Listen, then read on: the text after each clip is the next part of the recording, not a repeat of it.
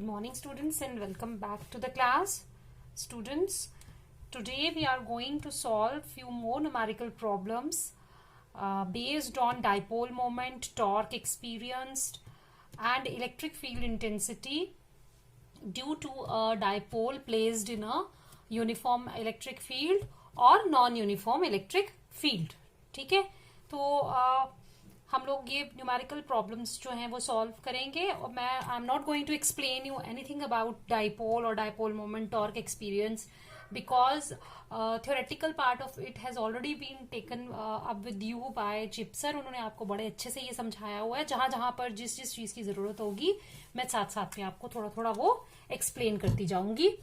So let's start with our first numerical problem. These questions are very simple, बहुत easy है ये. अगर आप लोगों ने अच्छे से कॉन्सेप्ट को समझा हुआ है तो बहुत जल्दी आप बहुत आसानी से ये numerical solve कर सकते हैं. 2 charges 1 plus 5 microcoulomb, okay, and second is -5 microcoulomb. आपको पता है डाइपोल तभी बनता है when there is a pair of equal and opposite charges separated by a very small distance apart. तो इन दोनों के बीच में जो डिस्टेंस है that is 1 millimeter. ठीक है, we have to find out the dipole moment. ये न्यूमेरिकल बहुत आसान है, बहुत बार पेपर में पूछा भी जा चुका है. यहाँ पर बच्चे जो कॉमन मिस्टेक करते हैं वो क्या होती है कि डायपोल मोमेंट का फॉर्मूला है P is equal to 2a into Q. तो जो डिस्टेंस इसके बीच में दिया गया है, for example this is 1 millimeter apart, they take this as a. ठीक है, ये a नहीं होता, याद रखिएगा. The distance between the two charges, equal and opposite charges in a dipole is taken equivalent to twice of a, not a. यही common mistake बच्चे करते हैं. फॉर्मूला बड़ा सिंपल है, वैल्यूज दी होती हैं, हमने सब्स्टिट्यूट करनी होती है, मगर वो इस फॉर्मूले में 2aq में जो ट्वाइस है उसको ऐसे ही रहने देते हैं और a जो है वो इसको पुट कर देते हैं. ये a नहीं होता, ये पूरा का पूरा ट्वाइस a ही क्या है, distance between the two charges. बस सबसे पहले हम इसको मीटर में कन्वर्ट करेंगे. इट विल बी 10⁻³ मीटर और हम इसमें सब्स्टिट्यूट, मैंने जानबूझ के ये सिंपल सा लिया है सिर्फ यही फर्क आपको बताने के लिए कि पेपर में बच्चे क्या एरर है जो बार बार करते हैं. तो इस पूरे ट्वाइस ए की जगह आएगा एंड माइक्रोकूलम है तो इट विल बी -6. ठीक है, तो आपका आंसर आएगा 5 इंटू 10⁻⁻9 और इसका यूनिट है coulomb metre. And what is the direction, याद रखिए डायरेक्शन आपको पता होगी कि direction of dipole moment is from negative to positive charge. ठीक है, तो ये हमारी डायरेक्शन आएगी डाइपोल मोमेंट की. ये मैग्नीट्यूड है और ये डायरेक्शन आ गई. क्लियर हो गया ये. Moving on to the next question, that is an electric dipole when held at angle 30 degree with respect to the uniform electric field. तो अगर हम डायग्राम बनाए तो चीजें आसान भी हो जाती हैं और कॉन्सेप्ट्स ज्यादा क्लियर होते जाते हैं. मैंने यूनिफॉर्म इलेक्ट्रिक फील्ड बता दी. अगर आप इस तरीके से डायग्राम बनाएंगे आपको एक तो ये आइडिया आपके दिमाग में सेटल हो जाएगा, ये आइडिया पक्का हो जाएगा कि यूनिफॉर्म इलेक्ट्रिक फील्ड हमेशा पैरेलल लाइन से ही रिप्रेजेंट की जाती है. तो कभी कभी ये भी क्वेश्चन 1 नंबर का पूछा जा सकता है. तो आपको अगर आप डायग्राम बनाने में अगर आप एक्सपर्ट हो गए हैं, अगर आप बार बार डायग्राम बनाते हैं तो कहीं ना कहीं आपके सबकॉन्शियस माइंड में ये चीज जो है वो फिक्स हो जाएगी और जैसे ही कोई आपको बोलेगा draw the uniform electric field तो आप फटाफट parallel lines, equispaced parallel lines draw करेंगे. उसमें आपको सोचने की जरूरत नहीं पड़ेगी. तो जब भी वर्ड आए यूनिफॉर्म इलेक्ट्रिक फील्ड आपने पैरेलल लाइंस ड्रॉ कर देनी है. ठीक है, उसके बाद एक डाइपोल है जो किस ओरिएंटेशन में अलाइंड है इसके साथ 30 डिग्री. ठीक है, अब आपको क्या बताना है, आपको you have to calculate the dipole moment of that dipole. लेकिन इसमें आपको इलेक्ट्रिक फील्ड की स्ट्रेंथ दे रखी है, ठीक है, और आपको क्या चीज नहीं दी है, एक आपको दिया है एंगल दैट इज 30 डिग्री और एक दिया है टॉर्क एक्सपीरियंस्ड बाय इट, ठीक है, टॉर्क एक्सपीरियंस्ड बाय इट। क्योंकि इसमें distance between the two charges हमें नहीं पता है, इसलिए हम सीधा फॉर्मूला, ना ही हमें चार्जेस दिए गए हैं और ना ही हमें डिस्टेंस दिया गया। एक और तरीका होता है डायपोल मोमेंट निकालने का और वो है वाया टॉर्क। तो आपका टॉर्क का जो फॉर्मूला है that is PE sine of theta, where P is dipole moment, E is electric field and theta is the angle which the dipole makes with the electric field. तो torque की value दी है, P की value निकालनी है, E की value दी है, theta दिया है, तो P मेरा निकल जाएगा torque upon E sine of theta. जो जो चीजें दी हैं वो सब्स्टिट्यूट करेंगे। टॉर्क मैंने लिखा है कितना है, -26, E कितना है 10 की power 4 and sine of 30 degree.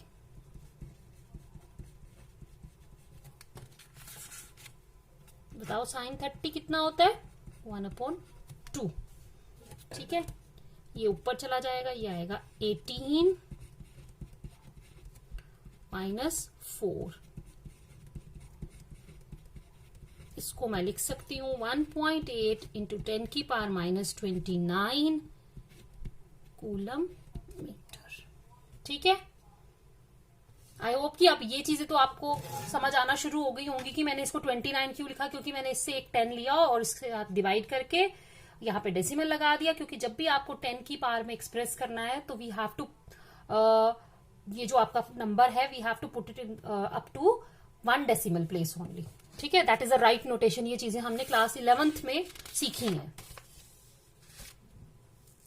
Now let's come to the question number 3, that is 2 charges, ठीक है, plus 10 microcoulomb and -10 microcoulomb are placed at 5 millimetre. तो 5 मिलीमीटर का मतलब होता है मीटर में 5 इंटू 10⁻³ मीटर। क्लियर। नाउ ये हमें क्या निकालना है यहाँ पे, सबसे पहले हमने देखना हमने निकालना क्या है। We have to find out, हमें यहाँ पे पहले मैं लिख लेती हूँ, what is 2A equal to 5 into 10 की power -3। What is Q equal to ±10 microcoulomb, that is 10 ±10 into 10⁻⁻6 coulomb, ठीक है। हमें फाइंड आउट क्या करना है, इलेक्ट्रिक फील्ड, लेकिन कौन से पॉइंट पे, at a point P on the axis of the dipole 15 centimetre away from its centre O। तो लेट अस से कि ये मेरा सेंटर है O और यहां कहीं इस पॉइंट पे जो इस सेंटर से 15 सेंटीमीटर यानी 15 इंटू 10 की पावर -2 मीटर की दूरी पर है, ठीक है। तो ये जो लाइन आई, ये कौन सी लाइन आ रही है हमारी, एक्सियल लाइन, ठीक है। तो axial, this is axial line. तो ए पार्ट हम लिखेंगे, this is the case of electric field at any point due to an electric dipole on the axial line। और आपको पता है what is the formula of electric field at any point on the axial line due to an electric dipole, small electric dipole rather, due to a small electric dipole, वो होता है 1/4πε0 2p/r³। if इसमें condition कौन सी लगती है, याद रखिएगा, if R is very very large as compare to A। तो देखो यहां पर A क्या है, ये दिस इज 2.5 इंटू 10⁻³ मीटर, और जो R है हमारा, ये O से लेकर ये है 15 इंटू 10⁻²। तो बहुत फर्क है, इसीलिए हम ये वाला फॉर्मूला इसमें अप्लाई, स्मॉल इलेक्ट्रिक डाइपोल वाला फॉर्मूला इसमें अप्लाई कर सकते हैं। अब हम वैल्यू सब्स्टिट्यूट करेंगे। 2 और P की जगह मैं लगाऊंगी 2A into Q upon R का Q. Let's substitute the values. 2 को हम ऐसे ही रहने देंगे, ट्वाइस ऑफ A की जगह लगाएंगे, Q की जगह लगाएंगे, ये मेरा आ जाएगा 10 की पावर -5 कूलम, और ये आएगा 15 इंटू 10 की पावर -2 का क्यूब। ठीक है, ये आ जाएगा 9 इंटू 2 इंटू 5। मैंने सारे नंबर्स एक तरफ कर देने और 10 की पावर्स अलग कर देनी है। ठीक है, 15 इंटू 15 इंटू 15 इंटू 10 की power -6। 5 3s are 3 3s are and 3 5s are। ठीक है, तो मेरा आंसर आया 2/75 इंटू 10 की पावर 9 - 3 6 6 - 5 1 प्लस 6। तो ये आया 2/75 इंटू 10 की पावर 7। यहां से मैं 2 0 उधारे ले लेती हूं। ठीक है, ये आएगा 2.6 इंटू 10⁵ न्यूटन पर कूलम। ठीक है, अब दूसरा पार्ट देखो। A point Q 15 centimeter away from O on a line passing through O and normal to the axis of the dipole। यानी कि O से ये पॉइंट, अब P हमारा ये आ गया, और यहां से लेकर यहां तक डिस्टेंस भी मेरा क्या आ गया 15 सेंटीमीटर। तो आप ध्यान से देखो, ये कौन सा केस बन गया हमारा, इक्वेटोरियल लाइन वाला। डिस्टेंस जितना एक्सियल पॉइंट पे था उतना ही इक्वेटोरियल पॉइंट पे है। तो आपको अगर याद हो तो इक्वेटोरियल पे for small electric dipole electric field का फॉर्मूला होता था, यहां पे ट्वाइस पी आया ना, ये आधा होता है। ठीक है, अगर सब कुछ सेम है, आर इसमें सेम है, अगर सेम ना हो तो आपने दोबारा से सॉल्व करना है, लेकिन यहां और यहां का आर सेम है, तो जो वैल्यू आपने इसकी निकाली आप डायरेक्ट उसको क्या कर दोगे, हाफ कर दोगे, क्योंकि ये हाफ होता है। हाफ होता है, लेकिन किस केस के लिए, देखो ये फॉर्मूला आ गया 1/4πε0 P/r³। यहां 2p होता है, यहां p होता है, लेकिन आप ये जो वैल्यू आपने निकाली है इसको हाफ आप तब करोगे जब जो r है वो दोनों केसेस में क्या पूछा गया हो, सेम। तो ये हमारा आंसर निकल गया। हमने सॉल्व नहीं किया क्योंकि पता बाद में कैलकुलेशंस तो यही आनी है। क्लियर हुआ?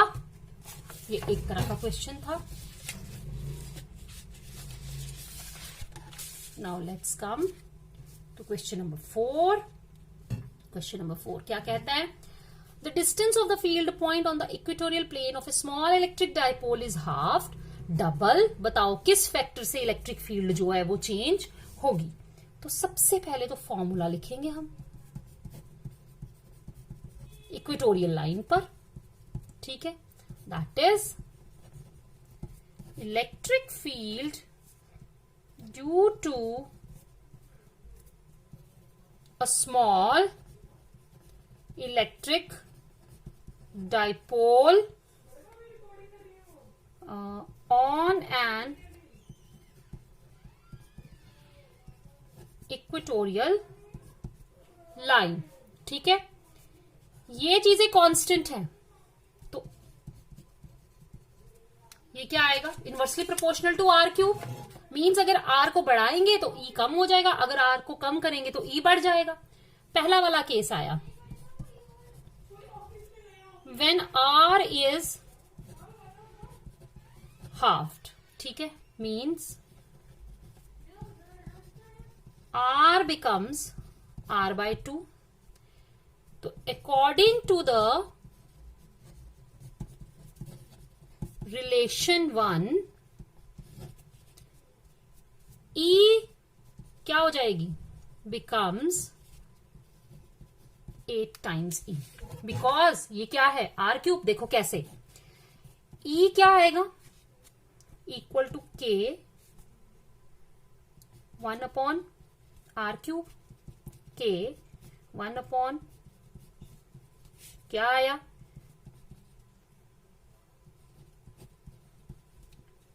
ठीक है। तो जब हम देखो क्या आ गया 8 टाइम्स, तो आपका जो न्यू E बनेगा वो 8 टाइम्स E बन जाएगा, E बिकम्स 8 टाइम, ठीक है। E डैश लिख लो आप, E dash when R is halved means R becomes R by 2 according to the relation E dash becomes 8 into E। अब दूसरा देखो, इसको डबल करें, when R is doubled means R becomes twice R, तो E जो है that will be 2R का cube, it will be K 8 R cube, तो E dash becomes 1 upon 8 times E। तो पहली वाली के वो क्या हो जाएगी 1 upon 8 टाइम्स हो जाएगी। तो वो वैसे भी क्लियर है कि आप खुद सोचिए, इनवर्सली प्रोपोर्शनल है, R बढ़ेगा तो E कम होगी, R कम होगा तो E बढ़ेगी। तो जहां पर R कम हुआ E जो है वो बढ़ गई, लेकिन किस फैक्टर से, R के क्यूब के फैक्टर से, ठीक है। तो R के क्यूब के फैक्टर से जब वो बढ़ गई तो मीन्स वो 8 टाइम्स बढ़ गई। यहां पे वो R बढ़ रहा है, ठीक है, तो E कम होनी है, R बढ़ रहा है, डबल हो रहा है।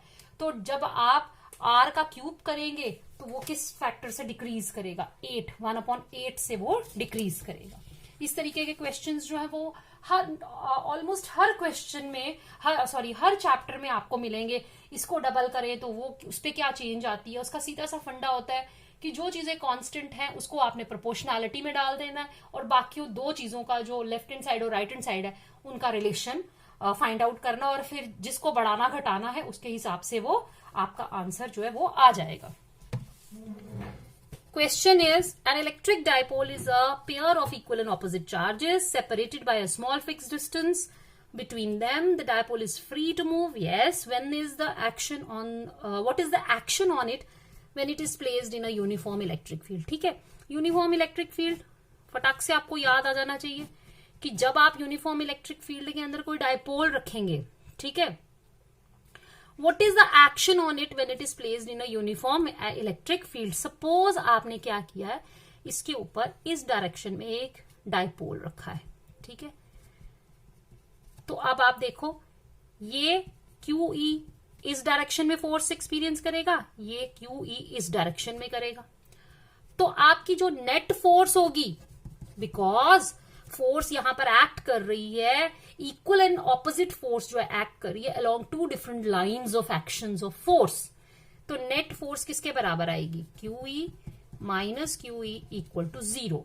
बट सिंस ये जो फोर्स है, ये और ये फोर्स, ये दोनों एक ही लाइन ऑफ एक्शन पे नहीं है, मतलब एक ही लाइन पर किसी पॉइंट से पास नहीं हो रही हैं, इनकी लाइन ऑफ एक्शन डिफरेंट है। इसकी लाइन ऑफ एक्शन ये है और ये इस पॉइंट से, कॉमन पॉइंट से पास नहीं हो रही, ये इस पॉइंट से और ये इस पॉइंट से है। So they are acting along two different lines of action. So जब दो equal and opposite forces along two different lines of action act करती हैं, they so constitute a couple, और couple की टेंडेंसी होती है which produces torque, और torque क्या करता है, hence rotation of the dipole. ठीक है, तो जब आप किसी डायपोल को किसी यूनिफॉर्म इलेक्ट्रिक फील्ड के अंदर इस तरीके से रखेंगे, उसके ऊपर नेट फोर्स जो है वो 0 एक्ट करेगी, बट टॉर्क जो है वो एक्ट करेगा, और जिसकी वजह से डायपोल रोटेट होगा। Second is in a non uniform electric field. अगर नॉन यूनिफॉर्म इलेक्ट्रिक फील्ड होगा तो याद रखिएगा, in a non-uniform electric field, unequal non parallel forces will act. ठीक है, कौन सी होंगी? नॉन पैरेलल भी होंगी और नॉट अनइक्वल भी होंगी. So they have net force as well as net torque. ठीक है, net force will produce linear force. क्या करती है? लीनियर एक्सेलरेशन प्रोड्यूस करेगी, और टॉर्क जो है वो लीनियर जो आपका डायपोल है वो लीनियरली मूव करेगा in the direction of resultant force. जो फोर्स बड़ी होगी उस डायरेक्शन में आपका डायपोल मूव करना स्टार्ट कर देगा. और नेट टॉर्क विल प्रोड्यूस, क्या करता है वो? एंगुलर टॉर्क क्या प्रोड्यूस करता है? Angular acceleration in the direction of resultant torque, and dipole will rotate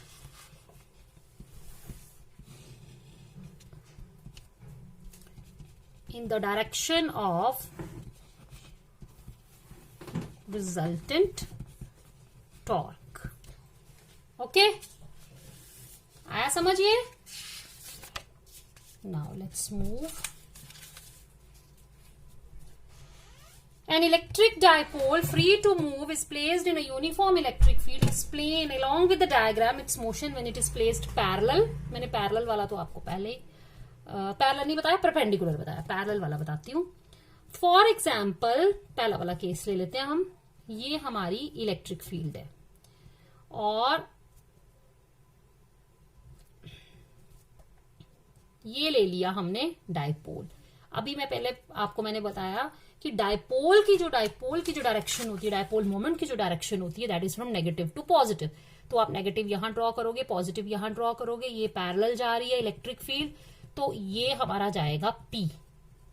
ठीक है, अब देखो पॉजिटिव चार्ज है, इलेक्ट्रिक फील्ड की डायरेक्शन ये है, तो ये इसकी फोर्स यहां होगी और इसकी फोर्स क्या होगी? ये इस तरफ फोर्स एक्सपीरियंस करेगा. ठीक है, अब देखो क्या हुआ. यहां पर फोर्स तो आपकी नेट फोर्स तो क्या आएगी? 0 आएगी. बट इस केस में नेट टॉर्क भी 0 है. क्यों 0 है? क्योंकि because the forces are passing through the same point. ठीक है, यहां पे लाइन ऑफ एक्शन जो है वो सेम है, तो ये कैंसिल हो रही है. ये इसका जो नेट फोर्स है वो तो 0 है ही है, ये कपल नहीं बना रही. जब कपल नहीं बनाती हैं तो नेट टॉर्क भी कितनी होती है? 0 हो जाती है. ठीक है, क्योंकि line of action is same. अब दूसरा केस देखो. व्हेन इलेक्ट्रिक फील्ड की डायरेक्शन हम यही रखते हैं और ये आ गई हमारी डायपोल की डायरेक्शन. ठीक है, अब क्या होगा?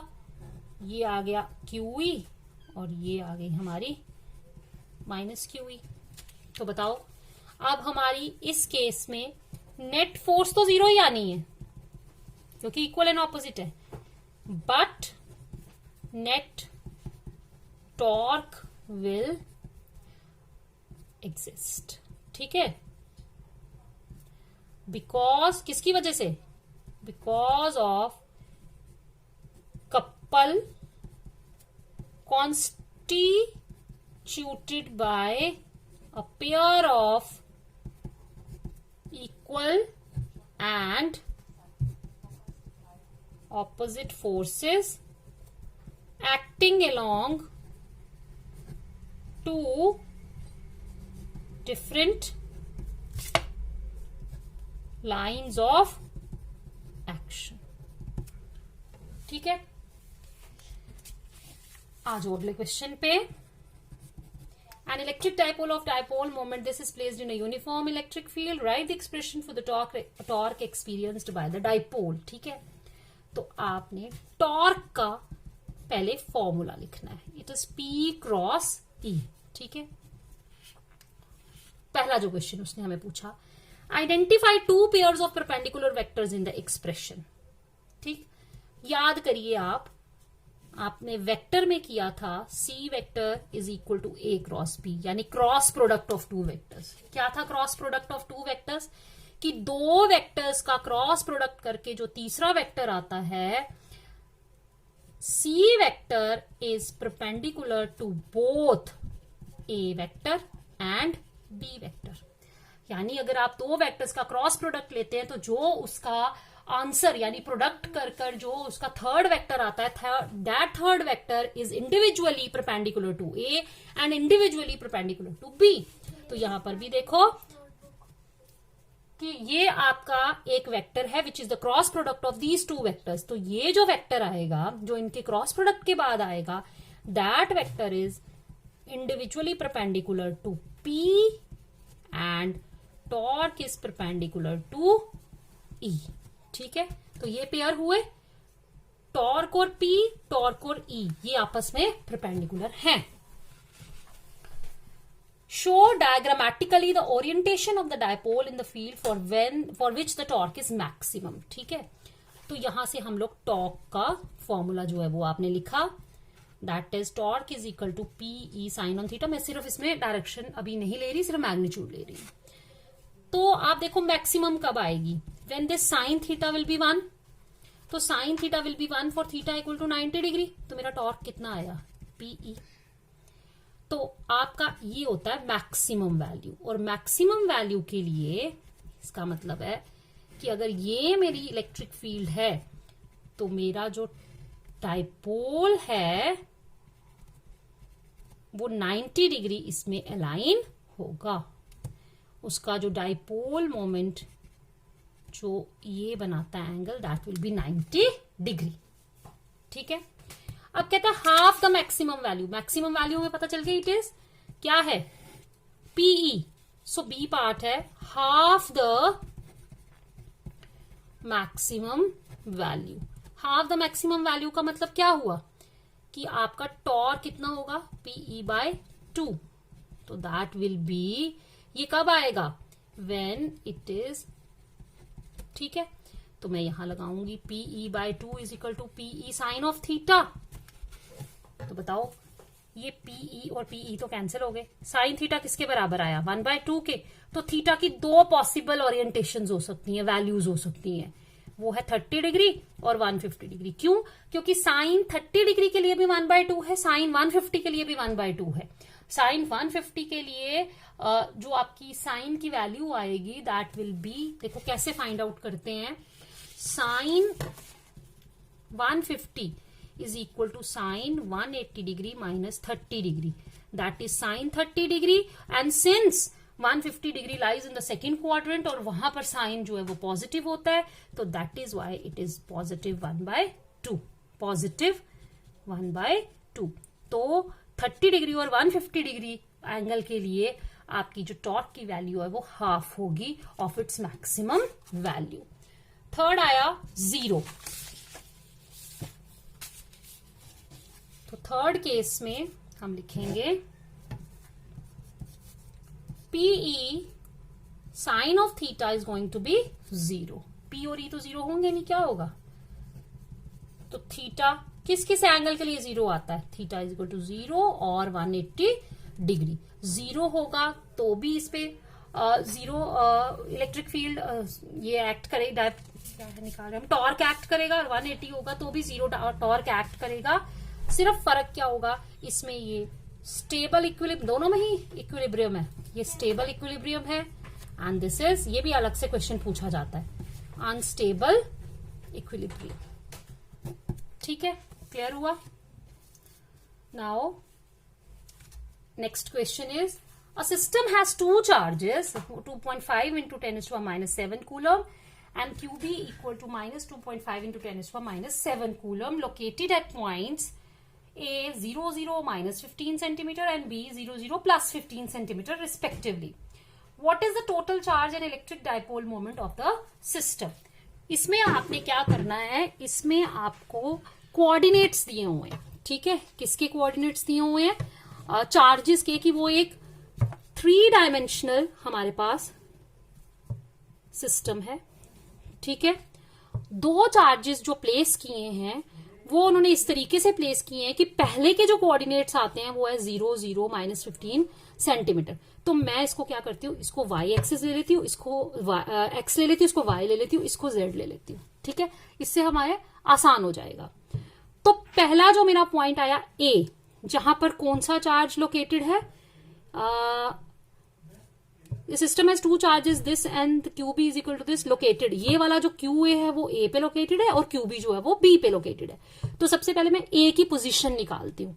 A कहाँ आएगा? ये देखो, ये आ गया मेरा ओरिजिन. यहां पर तो हमारे तीनों 0 0 0 तीनों कोऑर्डिनेट्स जो है वो 0 होंगे. अब A पॉइंट मेरा ले लिया मैंने, जहां पर मेरा x भी 0 है, y भी 0, सिर्फ z जो है वो माइनस 15 सेंटीमीटर है, ठीक है. तो आपका ये वो लोकेशन होगी, क्योंकि ये z एक्सिस ली है ना मैंने. x और y दोनों क्या हो गए?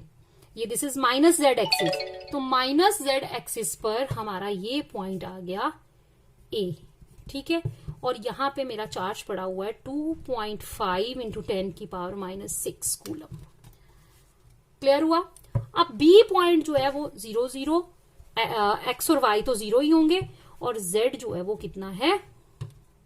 15. तो बिल्कुल बराबर हो जाएगा. ये मिड पॉइंट हो गया ओरिजिन. तो यहां पर मेरा चार्ज कौन सा पड़ा है? Minus 2.5 into 10 raise to power minus 7 coulomb, ठीक है. यहां से लेकर ये भी 15 सेंटीमीटर है, ये नेगेटिव एक्सिस पर 15 सेंटीमीटर है. ये आपका पॉजिटिव है और ये आपका नेगेटिव है. तो ये एक डायपोल बन गया. इन दोनों के बीच की सेपरेशन भी आ गई, 15 इधर 15 इधर, तो 30 सेंटीमीटर सेपरेशन हो गई. आपको टोटल चार्ज निकालना है और इलेक्ट्रिक डायपोल मोमेंट निकालना है सिस्टम का. तो total charge of the system किसके बराबर आया? Q will be equal to Q1 plus Q2. That is 2.5 into 10 raise to power minus 7 minus 2.5 into 10 raise to power minus 7, and that is equal to 0. वो किसके बराबर है? 0 के. Now we have to find out the total electric dipole moment of the system. सबसे पहले उसके लिए मुझे क्या निकालना पड़ेगा? डिस्टेंस.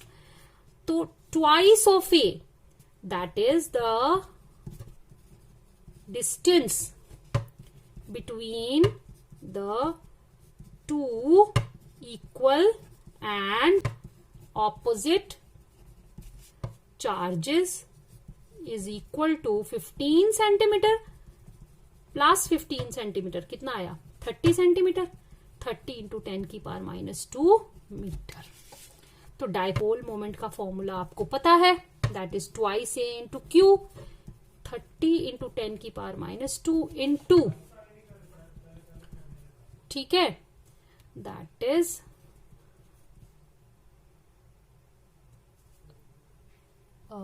इक्वल टू, ठीक है, क्या आंसर आएगा हमारा अभी देखेंगे. 30 इंटू 2.5 इंटू 10 की पावर माइनस 9. तो ये हमारा आ जाएगा 30 इंटू 25 अपॉन 10 इंटू 10 की पावर माइनस, ये कट गया. ये आया, ऊपर लिख रही हूं, 3 into 75 into 10 raise to power minus 9, और इसको मैं लिखूंगी 7.5, ठीक है. इससे मैं एक ले लूंगी, 10 रेज़ टू पावर माइनस 8, ये आ गया coulomb metre. This is the answer. Clear हुआ? 7.5 into 10 raise to power minus 8 coulomb metre. देखिए क्या किया मैंने, यहां से 30 इंटू 2.5 का डेसिमल उतारा, 25 upon 10 into 10 raise to power minus 9. तो यहां से 10 और 10 कट गया. 3 into 25 is 75, 75 into 10 raise to power minus 9. Minus 9 से हमने एक माइनस एक 10 जो है वो लेकर इससे डिवाइड कर दिया, 7.5 इंटू 10⁻⁸ कूलम मीटर। अब देखिए last question of today's class. The following data was obtained for the dependence of the magnitude of electric field with distance from a reference point O within a charge distribution in the shaded region। ये है मेरी charge distribution shaded region की, ठीक है। इससे एक line इन्होंने यहां ड्रॉ की है, एक लाइन इन्होंने यहां ड्रॉ की है, यानी ये दोनों लाइंस आपस में आपको कैसी दिख रही हैं, 90 डिग्री, ठीक है। तो कह रहा है कि इस शेडेड डिस्ट्रीब्यूशन ऑफ चार्ज की वजह से हमने इलेक्ट्रिक फील्ड इंटेंसिटी निकाली है A B C, A dash B dash और सी डैश पॉइंट के ऊपर, और वो डाटा इन्होंने हमें कलेक्ट करके यहां पर दे दिया है। हमें बताना है कि ये जो चार्ज डिस्ट्रीब्यूशन है ये किस टाइप की है, क्या ये पॉइंट चार्ज है, क्या ये ये आ गई हमारी axial line and this is our equatorial line. I hope the questions are clear to all of you. In case अगर आपको कहीं कोई डाउट होता है तो आप मुझे पूछ। This is all what I had for you today. Thank you, बच्चे. Stay safe, stay home.